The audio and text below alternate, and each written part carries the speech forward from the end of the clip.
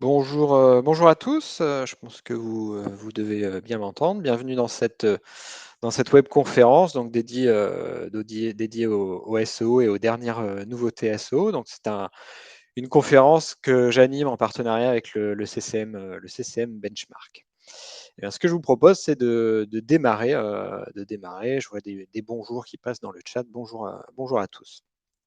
Alors, SEO en 2020, voilà le sujet du jour. Commençons par un peu de contexte avant de rentrer dans ces nouveautés. Et ce que je voulais vous montrer, c'est ce graphe de Google Trends. Peut-être que vous l'avez déjà vu. C'est un graphe qui est issu donc de l'outil Google Trends et qui nous indique en fait la tendance de recherche sur le sujet du SEO en France depuis 2004. Qu'est-ce qu'on observe sur ce slide-là? Assez simplement, en fait, l'intérêt pour le référencement naturel, pour le SEO, n'a jamais été aussi important qu'aujourd'hui. On voit, on est à un pic vraiment d'intérêt sur le référencement naturel. Alors, ce référencement naturel qui existe depuis maintenant plus de 20 ans, c'est un terrain de jeu qui est de plus en plus complexe. Il y a quelques années, c'était relativement simple et puis ça devient de plus en plus complexe, pas nécessairement compliqué, mais il y a plein de critères qui rentrent en ligne de compte. Pour vous montrer cette complexité, je suis allé chercher ce chiffre du nombre de mises à jour qui sont opérées par Google chaque année sur son algorithme. Des mises à jour qui sont déployées sur l'algorithme. Vous voyez qu'en 2010, on était déjà à 500 mises à jour opérées par l'algorithme, par Google sur son algorithme, sur son moteur de recherche. En 2019, c'est le dernier chiffre qui a été officiellement communiqué par Google. On est à 3600 mises à jour sur l'algorithme de Google. Ce qui signifie qu'il y a plusieurs mises à jour par jour, comme vous pouvez le constater. On est rentré dans ce qu'on appelle l'ère du machine learning, de l'intelligence artificielle, un moteur de recherche en fait qui évolue en permanence avec des critères qui sont de plus en plus nombreux.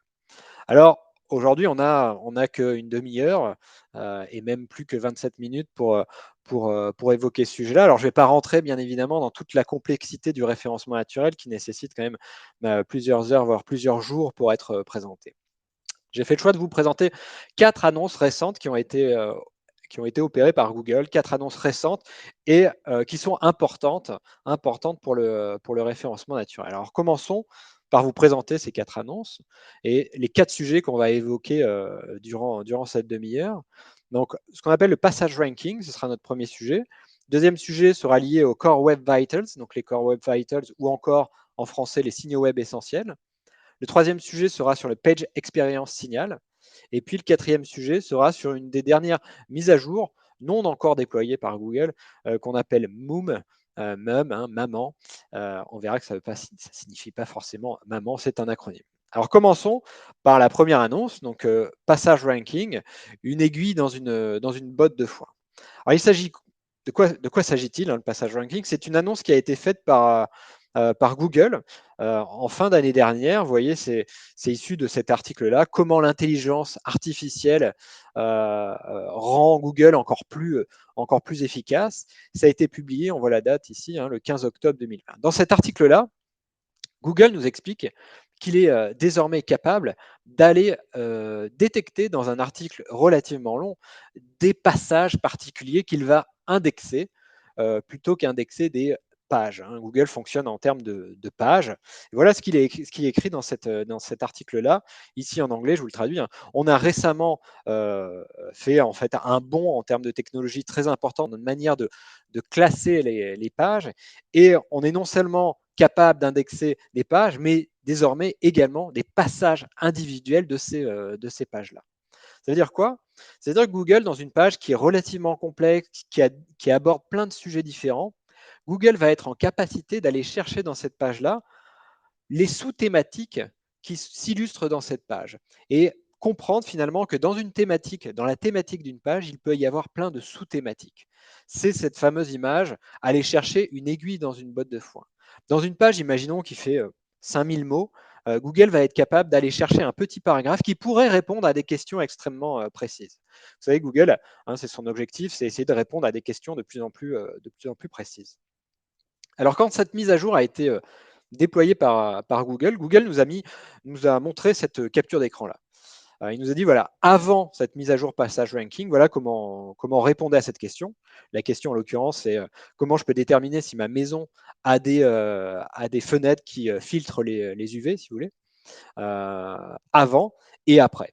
Et en fait, ce qu'on observe ici, c'est finalement, avant, on avait un résultat classique avec un extrait du site, mais qui n'était pas forcément très pertinent par rapport à la question de l'internaute. Et après, finalement, on a comme une position zéro, mais on va bien voir que ça n'est pas une position zéro, c'est très différent de la position zéro, le passage ranking. On va avoir un extrait du site, mais un paragraphe qui répond spécifiquement à la question de l'internaute et qui est beaucoup plus pertinente. C'est ce qui s'illustre ici dans cette mise à jour du passage ranking. Alors ce passage ranking, il est actif, live, depuis le 11 février 2021 aux États-Unis, donc c'est relativement récent. Et alors comme Google l'a annoncé, Google l'a annoncé via un tweet en février 2021, le passage ranking a été lancé sur le marché américain sur les requêtes anglaises. Il va bientôt se déployer sur l'ensemble des requêtes anglaises du monde, enfin en tout cas dans les pays anglophones. Et puis après, les autres langues arriveront. Alors, ce n'est pas encore live, en tout cas, ce n'est pas officiellement live sur le marché francophone, mais c'est tout aussi intéressant de s'y intéresser qu'on peut observer ce qui se passe sur le marché anglais et essayer de s'adapter dès à présent sur le marché français. Alors, comme je vous le disais, le passage ranking est différent des positions zéro. Ces fameuses positions zéro qui s'affichent avant la traditionnelle position numéro 1. Le passage ranking, si vous voulez, c'est un peu la position zéro, mais à l'intérieur des pages de résultats, où Google va faire remonter des paragraphes. Alors, comment vous, de votre côté, vous adaptez à ce contexte-là et dès à présent, essayer finalement de profiter de cette prochaine mise à jour. Alors, moi, ce que je peux vous proposer, c'est d'améliorer votre trafic long train en profitant des capacités du passage ranking. Ça veut dire quoi? Ça veut dire qu'aujourd'hui, le passage ranking, cette mise à jour, va être en capacité d'aller chercher finalement de mieux répondre à des requêtes très précises des internautes. Pour vous, en tant qu'éditeur de site, webmaster, responsable marketing, responsable digitaux, eh bien, comment profiter de ça? C'est en créant des contenus qui sont relativement longs, relativement fouillés, relativement détaillés. N'hésitez pas à rentrer dans le détail dans vos articles parce que Google va être de plus en plus en capacité à trouver ces petits paragraphes-là dans vos articles. Par contre, malgré tout, pour aider Google, eh bien, ça, c'est une bonne pratique, au-delà même du passage ranking, c'est de scinder vos contenus en paragraphes. N'écrivez pas des gros pâtés, entre guillemets. Essayez de faire des petits paragraphes, des successions de paragraphes de 40-60 mots. Et avant chaque paragraphe ou groupe de paragraphes, insérez un intertitre balisé en H2, H3. Comme ça, Google va être en capacité, si vous voulez, de retrouver plus facilement les sous-thématiques qui vont être dans un article. Voilà, ça c'est notre premier sujet, le passage ranking. Deuxième sujet de cette webconférence, c'est ce qu'on appelle les Core Web Vitals. Alors vous en avez peut-être déjà entendu parler, puisqu'on en a déjà beaucoup parlé, ce qu'on appelle finalement en français les signaux web essentiels. C'est exactement la même chose, Core Web Vitals, signaux web essentiels. Alors de quoi s'agit-il? Il s'agit de 3 nouveaux indicateurs liés à ce qu'on appelle communément la web perf, le temps de chargement ou le temps de réactivité d'un site. Ces trois critères-là, LCP, FID et CLS, sont les 3 KPIs qu'on rattache aux signaux web essentiels, au Core Web Vitals. Alors ce sont des acronymes qui sont un peu barbares, on va essayer de décrypter. LCP, Largest Contentful Paint. Donc on le voit d'ailleurs au-dessus, entre parenthèses, c'est plus clair, loading. Donc le LCP va calculer le temps de chargement de l'élément le plus large de la page. Ça peut être une image ou un paragraphe. C'est Google qui va décider quel est l'élément le plus large de la page. Vous voyez que selon Google, il faut que cet élément se charge en moins de 2,5 secondes pour être dans le vert, dans le good, dans une bonne performance. Le FID, First Input Delay, comme, entre parenthèses, c'est indiqué, Google va calculer l'interactivité du site. C'est-à-dire que Google va calculer le moment où l'internaute clique sur un bouton sur votre site et le moment où votre site va réagir. C'est vraiment ce petit moment entre un clic et le moment où le site réagit. Donc ça se calcule en millisecondes ici, et on voit que le first input delay, c'est-à-dire le temps de réaction du site par rapport à la première interaction d'un internaute, doit être en dessous de 100 millisecondes. CLS, Cumulative Layout Shift, alors là, l'acronyme ne veut rien dire, entre parenthèses Visual Stability. Là, Google va calculer la stabilité visuelle du site. Alors, cette fois-ci, on n'est pas sur un indicateur qui calcule du temps, on n'est pas en secondes ou en millisecondes, c'est vraiment une note que Google va donner. Et ici, la note doit être inférieure à 0,1 seconde. Qu'est-ce que Google calcule ici, hein? C'est vraiment si le site, quand il se charge, il est visuellement stable, hein, c'est-à-dire qu'il n'y a pas des choses qui bougent au fur et à mesure que le site se charge. Alors, ces trois indicateurs, Core Web Vitals, Signaux Web Essentiels, je vais vous les illustrer. Largest Contentful Paint, donc le premier, LCP. On voit ici que Google va calculer le temps de chargement entre le moment où le site se charge et le moment où l'élément le plus large de la page se charge, LCP. Le LCP ici, sur le site de CNN, eh bien, il est calculé à partir du moment où on a l'image des trois candidats aux présidentielles américaines qui se charge. Donc au fur et à mesure que la page se charge, Google va essayer de détecter quel est l'élément le plus large de la page. Donc vous, on verra, hein, pour optimiser le LCP, il faut détecter quel est l'élément le plus large de la page et essayer de jouer avec cet élément-là. Le deuxième autre exemple là, sur le LCP, avec le site TechCrunch, on voit là encore le LCP, hein, c'est illustré en dessous, là, LCP.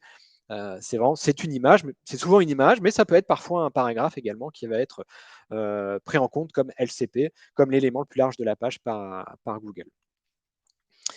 LCP, deuxième critère des signaux web essentiels, c'est le FID, First Input Delay. On le voit ici. Alors, ce graphe-là est un peu barbare, mais ça veut dire quoi? Ça veut dire que quand votre site se charge, il y a plein d'éléments qui se chargent, hein. C'est tellement complexe le chargement d'une page. Il peut y avoir des feuilles de style, des scripts, des images, des polices de caractères, tout un tas d'éléments qui vont se charger de manière asynchrone ou synchrone, c'est-à-dire les uns à la suite des autres ou ensemble. Bref, à un moment, l'internaute va essayer de cliquer sur un des éléments de votre page, un bouton, un carrousel, des onglets. Et s'il décide de cliquer, comme on l'illustre ici, au moment où il y a déjà une tâche de fond qui est en cours, eh bien, le site ne pourra pas réagir tant que cette tâche-là n'est pas terminée, ce qui peut impacter le FID. Donc l'idée en termes de FID, c'est vraiment de minimiser ces tâches qui bloquent en fait l'interaction pour faire en sorte de diminuer le FID. Le troisième critère des Core Web Vitals, alors, il y a une question de Samantha. Les sites avec beaucoup de pavés pub vont-ils être pénalisés par Google? Alors, ça me permet de faire la transition, Samantha. Oui, si c'est mal géré. Notamment sur ce troisième critère, le CLS, Visual Stability. Le CLS, donc c'est le troisième critère des Core Web Vitals, donc il va calculer la stabilité visuelle du site, et on l'illustre ici. Vous arrivez sur un site et vous voyez visuellement le site changer parce qu'il y a un bouton qui se charge alors même que vous êtes déjà en train de lire le contenu. Ça, c'est pas une bonne pratique. Et notamment les sites avec beaucoup de pavés publicitaires, s'ils ne prévoient pas, avant même que la publicité se charge, l'emplacement de la publicité, eh bien, ça aura un impact négatif sur le CLS qui va augmenter en termes de score. Donc oui, si les pavés pubs sont mal gérés, si on ne prévoit pas les emplacements publicitaires avant même qu'ils se chargent, eh bien, on aura un CLS élevé. Alors ces Core Web Vitals, vous pouvez aller les observer via différents outils qui sont mis à disposition par Google. Donc, vous pouvez avoir des notes LCP, FID, CLS, page à page. Alors, vous connaissez peut-être l'outil PageSpeed Insights. Donc, PageSpeed Insights, c'est un outil qui est mis à disposition par Google. Donc, il y a un site web. Vous allez pouvoir soumettre des pages, des URL de votre site et puis avoir des indications par rapport à ce qui performe ou ce qui ne performe pas bien vis-à-vis de ces trois indicateurs-là. Alors, le problème de PageSpeed Insights, c'est qu'il faut le faire URL par URL. C'est relativement long. Donc moi, ce que je vous invite à faire, c'est surtout d'avoir une Search Console d'activer. Alors probablement que vous l'avez. Si vous n'avez pas de Search Console d'activer sur vos sites, c'est vraiment la première étape de pas mal de stratégies SEO. Il faudra le faire. Alors inscrivez-vous à la Search Console si ce n'est pas déjà fait et allez voir les signaux web essentiels tels qu'ils se présentent dans l'interface de Google. Je vous l'ai mis ici. Vous voyez qu'il y a une catégorie signaux web essentiels. C'est relativement simple. Et là, vous allez savoir sur l'ensemble de vos URL s'il y a un problème et vous allez pouvoir exporter les listes d'URL où il y a des problèmes et détecter les exemples qui sont récurrents. Hein. Souvent, ce sont des problèmes qui sont récurrents sur plusieurs URL du site et Google va vous dire, bah, tiens, il y a un problème sur cette page-là et c'est un problème que je rencontre sur plein d'autres pages. Donc vraiment, pour gérer ces signaux web essentiels, la première étape, c'est la Search Console. Alors, il y a plein d'autres manières de les corriger, mais comme on est limité par le temps, je n'entrerai pas dans le détail. Alors, de manière concrète, qu'est-ce que vous pouvez faire pour améliorer ces signaux web essentiels? Alors, je ne vais pas être exhaustif là-dessus parce que il y a des tonnes de trucs à dire là-dessus sur les signaux web essentiels et c'est protéiforme. Ça part un peu dans tous les sens, l'optimisation du temps de chargement. Donc, je vais lister quelques points. Améliorer votre hébergement, ça paraît évident. Notamment, évaluer, si vous n'en avez pas un, la possibilité d'activer un CDN, Content Delivery Network. Hein. Souvent, quand on pense CDN, on se dit c'est pour des sites à l'international. Non, non, c'est plus du tout le cas. Un CDN a plein d'autres intérêts que juste l'international. Notamment, il va permettre de charger parfois en automatique, en dynamique, des images au nouveau format. Hébergez vous-même vos polices plutôt que de faire appel à Google Fonts en externe, faire appel aux scripts en externe. Eh bien, vous allez héberger les polices chez vous, limiter les scripts tiers, les appels à des scripts tiers externes. Ne charger ce qui est nécessaire à la page. Souvent, on va charger tous les feuilles de script, tous les JavaScript et toutes les feuilles de style, alors même qu'on n'a pas besoin de tout ça sur la page. Donc, il faut optimiser ça. Déployer AMP, Accelerated Mobile Pages, même si Google en parle moins aujourd'hui, c'est quand même, ça a toujours un intérêt fort. Et Google nous a dit que AMP était une manière de bien améliorer les Core Web Vitals. Ceci dit, on pourrait en discuter un peu plus en détail de ça. Utiliser les nouveaux formats d'images WebP. Laissez tomber JPEG, PNG, enfin, continuez de les utiliser, mais utiliser via un CDN, on va pouvoir délivrer ces nouveaux formats qui sont désormais pris en compte par quasiment 98% des navigateurs. Activer le lazy loading sur vos images, vous savez, hein, des images qui vont se charger au fur et à mesure qu'on scrolle. Limitez le JavaScript ou chargez-le en asynchrone. Indiquez les dimensions des images, des vidéos, des publicités avant même qu'elles se chargent, notamment pour améliorer le CLS. Et donc, prévoyez ces fameux espaces pour les publicités. Alors, je vois une question d'Yvan. Y a-t-il un lien entre les Core Web Vitals et le lancement récent de l'offre Google Cloud Search for Retail? Bonne question, Yvan. Je ne pense pas qu'il y ait un lien direct sur ce sujet. Alors, troisième critère, le page experience. Alors, le page experience est complètement lié à ce qu'on vient de voir, un deuxième point, les Core Web Vitals. Le page experience, alors c'est un nouveau critère de ranking. Vous savez, Google utilise plein de critères de ranking. Il dit qu'il en utilise plus de 200, sans qu'il nous ait donné la liste bien sûr exhaustive. Mais le page experience signal, c'est quoi? C'est un nouveau critère de ranking qui a été annoncé par Google l'année dernière, en mai 2020. Encore une fois, on voit un tweet du Google WMC, le compte Twitter Google WMC, Google Webmasters, du nom de l'ancienne Search Console, les Webmaster Tools. Bref, ce Page Experience Signal a été annoncé en mai 2020. Et en fait, c'est un truc que Google a repackagé finalement. Il a pris des critères qui étaient préexistants et il les a repackagés avec les fameux Core Web Vitals qu'on vient juste de voir, ce qui donne ça. Le Search, le Page Experience Signal regroupe finalement les trois indicateurs Core Web Vitals, signaux web essentiels qu'on vient de voir, LTP, FID, CLS, plus le caractère mobile friendly de votre site, plus le fait que votre site soit en HTTPS, normalement ça doit être le cas d'à peu près tout le monde ici, et troisième élément, le fait que votre site n'utilise pas d'interstitiels intrusifs.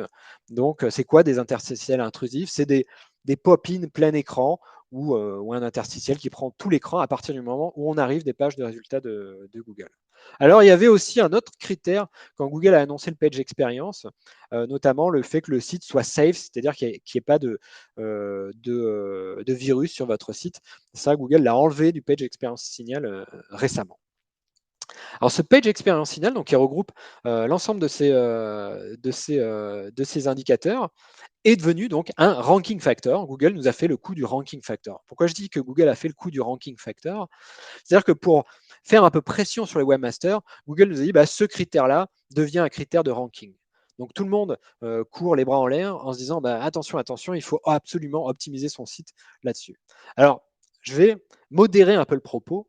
C'est un sujet important, les Core Web Vitals et le Page Experience Signal, mais attention, le Page Experience Signal vient s'ajouter aux centaines de signaux déjà pris en compte par Google. Et surtout, ce n'est pas un signal, ce n'est pas un facteur de positionnement qui va venir en première position devant des critères de pertinence ou de popularité. D'ailleurs, Google nous le signalait, l'expérience sur la page est importante, mais Google cherche toujours à classer les pages en fonction de la qualité des informations qu'elles fournissent. Et attention, même si l'expérience qu'elles offrent laisse à désirer. Donc avant l'expérience, avant le page experience signal, il y a toujours la pertinence des pages par rapport à la requête de l'internaute. Donc il faut garder ça en tête, hein. Il y a une hiérarchisation des critères de ranking qu'il faut avoir en tête et qui reste extrêmement importante. Toutefois, vous allez me dire, bah, OK, on le relativise, mais en même temps, il y a des moments où finalement ce page experience signal va être extrêmement important. Et notamment, lorsque la pertinence de nombreuses pages est similaire, l'expérience sur la page peut être beaucoup plus importante pour leur visibilité dans la recherche Google. Ça veut dire quoi? Ça veut dire que finalement, ce critère-là, c'est bien de l'optimiser, mais quand est-ce qu'il va vraiment avoir un impact sur vos positions et votre SEO? C'est finalement quand on se retrouve dans un top 5, on est à se tirer la bourre avec d'autres sites qui sont à peu près au même niveau d'optimisation. Eh bien, c'est à ce moment-là que ce page experience signal peut faire la différence avec d'autres critères par ailleurs, hein, notamment le linking, bien évidemment.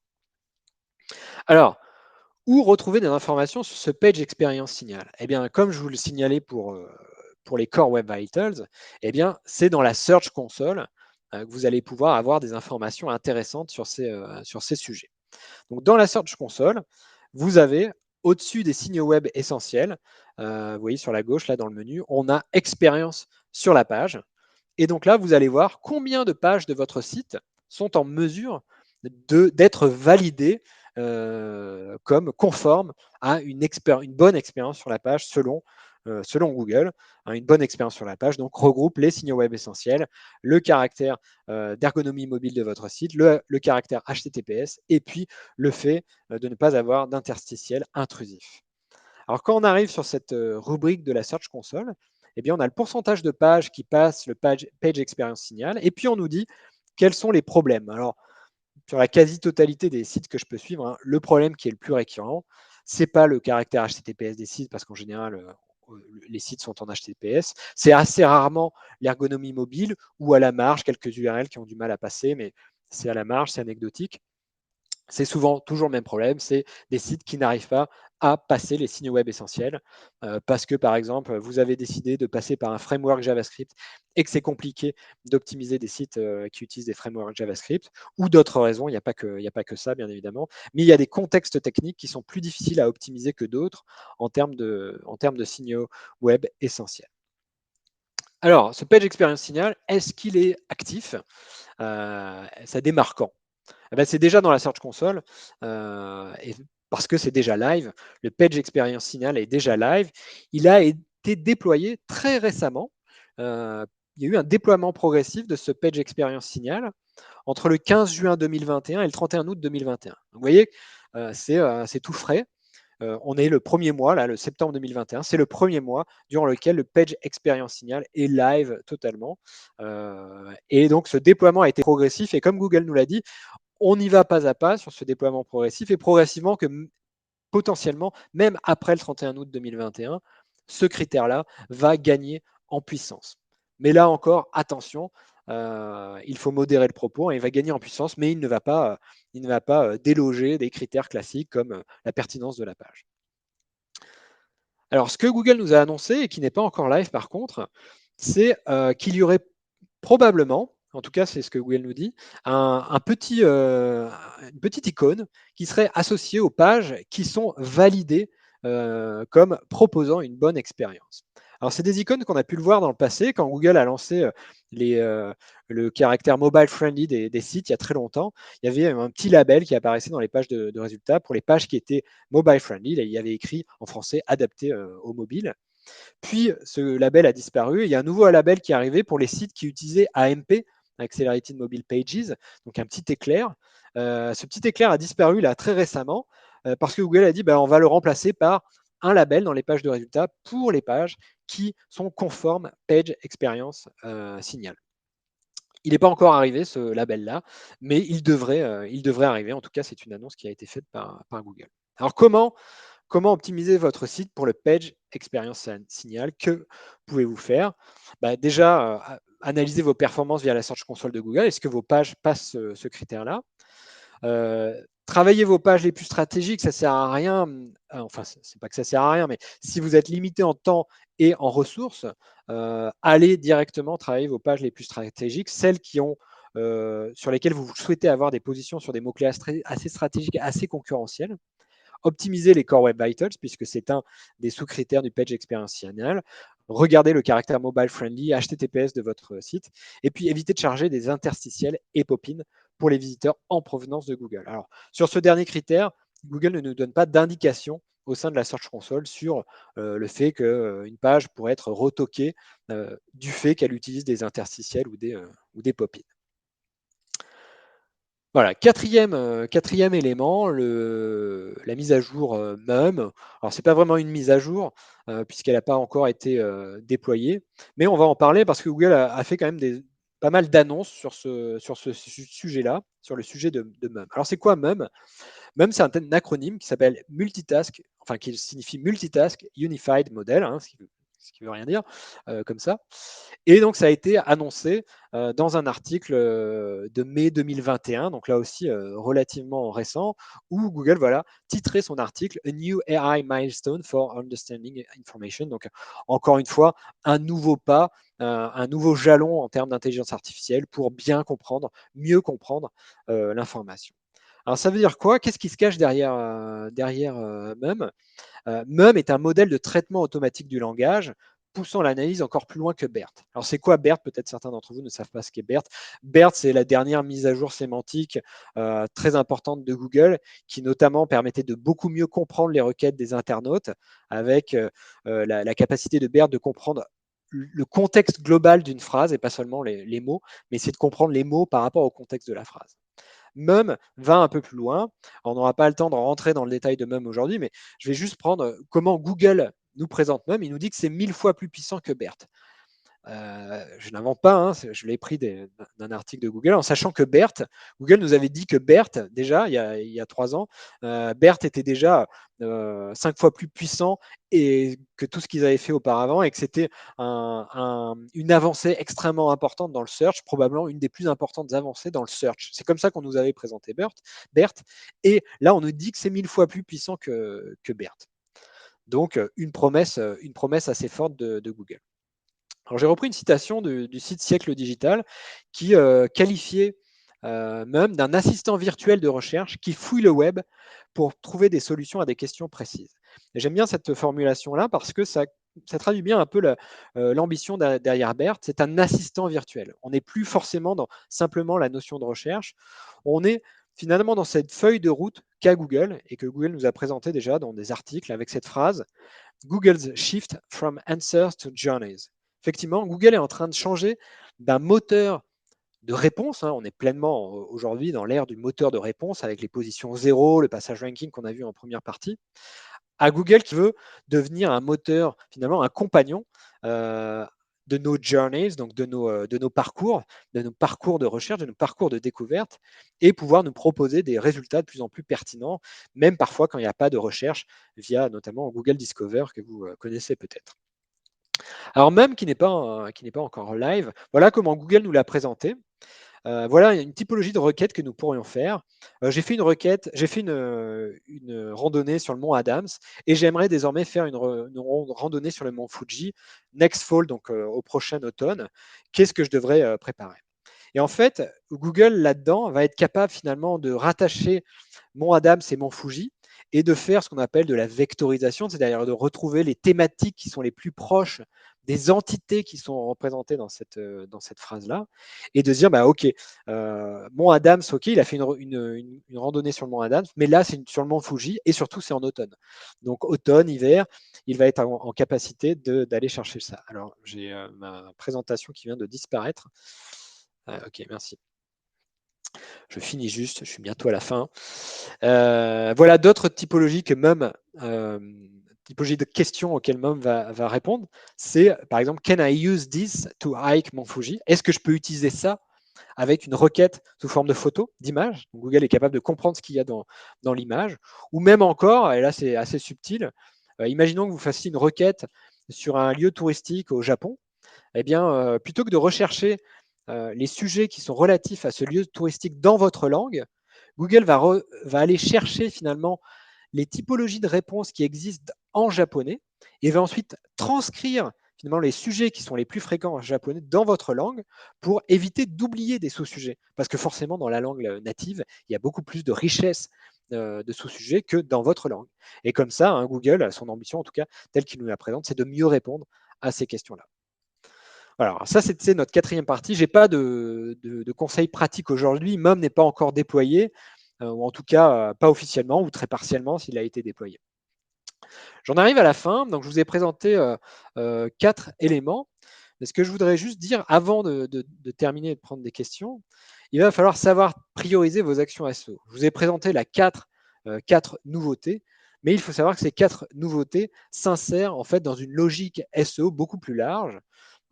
Et ces 4 sujets, ils sont importants, mais pas tant que ça parfois, si vous n'avez pas travaillé les fondamentaux SEO. D'ailleurs, donc avec le CCM Benchmark, moi j'anime deux formations sur les fondamentaux SEO et sur le SEO avancé.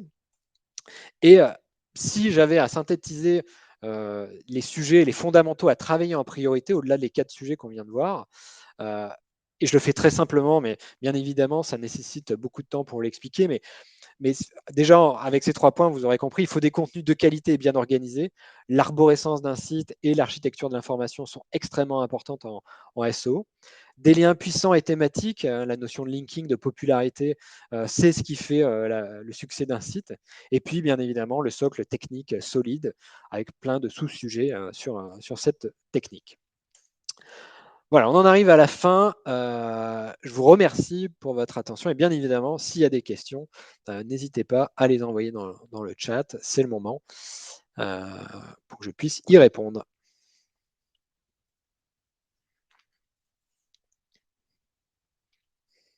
Avez-vous des questions? Alors, bien évidemment, le replay de ce webinaire sera disponible pour ceux qui veulent le revoir ou le partager. Alors, avez-vous des questions sur nos 3 sous-sujets? Alors, doit-on déployer l'AMP sur nos sites en 2022, Géraldine? Alors, AMP, il y a un petit débat en ce moment. AMP, est-ce que Google va laisser tomber AMP puisqu'on ne le voit plus avec le petit éclair. AMP reste important pour les sites éditoriaux, reste important pour les parties éditoriales des sites. Donc les sites éditoriaux ou les sites qui ont une grosse partie éditoriale, blog, etc. C'est un sujet que je juge toujours important. Donc oui, en 2022, ça vaut le coup de l'évaluer. Alors probablement, moi ce que je dis, c'est qu'il ne faut pas faire des sites full AMP, hein, ce serait une bêtise. Mais pour vos parties éditoriales, vous pouvez déployer AMP, en sachant qu'AMP se déploie page à page. Donc il n'y a pas nécessité de les déployer sur l'ensemble de votre site. Donc AMP a toujours de l'intérêt.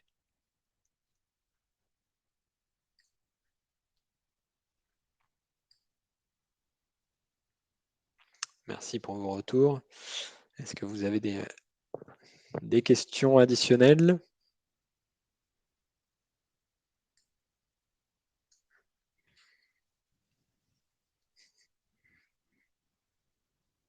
Pas de questions a priori.